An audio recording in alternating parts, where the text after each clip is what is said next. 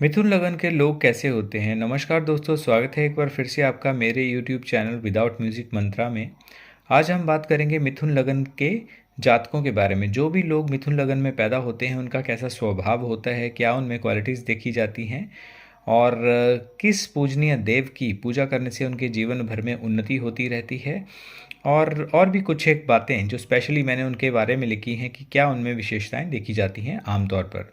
देखिए, जो भी जातक जब जन्म लेता है तो उसके साथ ही ये निश्चित हो जाता है कि उस व्यक्ति ने किस लगन में जन्म लिया है। और लगन को देखने के लिए आप समझ सकते हैं, यदि आप देखना भी चाहते हैं तो साथ साथ में देख भी सकते हैं। यदि जो भी आपकी लगन कुंडली होती है उसका जो ये बीच का बॉक्स होता है उस पर जो भी नंबर लिखा हुआ है उसके हिसाब से आप ये देख सकते हैं कि आपकी कौन सी लगन की कुंडली है। तो जो भी व्यक्ति मिथुन लगन के होते हैं उनके इस बॉक्स में 3 नंबर लिखा होता है।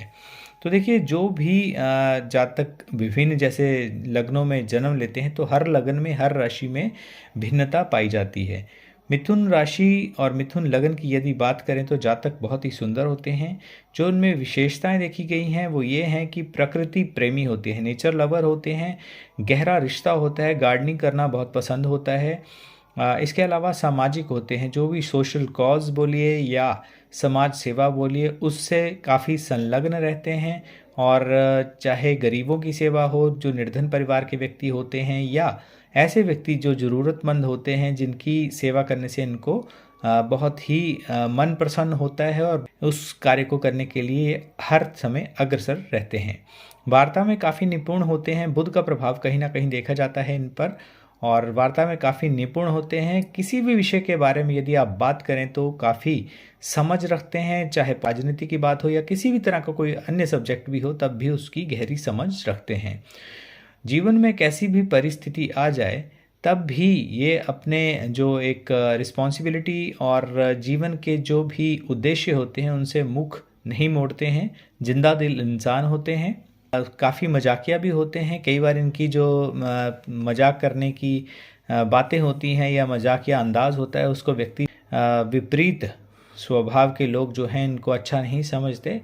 हाजिर जवाब भी होते हैं। ऐसा नहीं है कि खाली ये बातें ही सुनते हैं बल्कि समय आने पर ये जवाब भी देते हैं और बहुत ही फुर्तीले भी देखे गए हैं।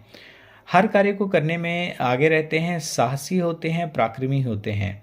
किसी भी कार्य को यदि आप इनको देते हैं, सौंपते हैं तो उसको बाखूबी ये निभाते हैं और परिश्रमी भी देखे गए हैं। इसके साथ साथ ये सत्य का साथ भी निभाते हैं। जो भी विषय इनको दिया जाता है यदि उससे संबंधित कोई इनको कार्य करना पड़े तो बहुत ही रिस्पॉन्सिबली ये निभाते हैं। बौद्धिक कौशल बहुत अधिक होता है। जैसे मैंने पहले भी बताया कि बुध का प्रभाव भी देखा जाता है। जो शुभ रत्न ये पहन सकते हैं वो पन्ना, हीरा और नीलम है। लेकिन फिर भी एक बार अपनी जो हॉरोस्कोप है उसका एनालिसिस करवाना काफ़ी ज़रूरी होता है, चीज़ का देखना आवश्यक होता है। अदरवाइज़ ये पहन सकते हैं, लेकिन पहले परामर्श अवश्य लें। कार्यक्षेत्र की यदि बात करें तो जो बेस्ट इनके लिए रहता है वो ये अच्छे वकील बन सकते हैं। शुक्र का प्रभाव भी इन पर होता है जिसके कारण ये अच्छे अभिनेता भी बन सकते हैं। पत्रकारिता भी कर सकते हैं, सलाहकार की पदवी भी ग्रहण कर सकते हैं। और स्पेशली सलाहकार में यदि ये राजनीतिक सलाहकार का कोई इनको पद मिल जाए तो ये दिन दुगनी और रात चौगनी तरक्की भी करते हैं। इसके अलावा काफ़ी सुंदर देखे गए हैं और कल्पना शक्ति बहुत ज़्यादा होती है, बहुत प्रबल होती है इन जातकों में। और शिक्षा और कला के क्षेत्र में अधिकतर सफल होते हैं। दोहरे स्वभाव की का गुण भी इनमें देखा जाता है, यानी कि चर और स्थिर दोनों तरह के गुण पाए जाते हैं। काल पुरुष की कुंडली में जो मिथुन राशि होती है वो तीसरे भाव का प्रतिनिधित्व करती है, जो कि आप जानते हैं कि पराक्रम और साहस का होता है। इसलिए जब भी तीसरे भाव का लगन बनता है तो ऐसा व्यक्ति जो होता है वो काफ़ी साहसी और पराक्रमी भी देखा गया है। समाज की बात करें या परिवार की बात करें तो काफ़ी प्रिय होते हैं, सबके प्रिय होते हैं। और बुध ग्रह का प्रभाव होने के कारण ऐसे लोग बहुमुखी प्रतिभा के धनी भी होते हैं, प्रतिभाशाली होते हैं। वाणिज्य, गणित इन विषयों में पारंगत भी रहते हैं। जो भी ये कार्य करते हैं उसको दक्षता से निभाते हैं और लोग इसी कारण इनको काफ़ी पसंद भी करते हैं। सभी कार्य को बहुत ही सीरियसनेस से, गंभीरता से करते हैं और चंचल स्वभाव भी देखा जाता है इनमें।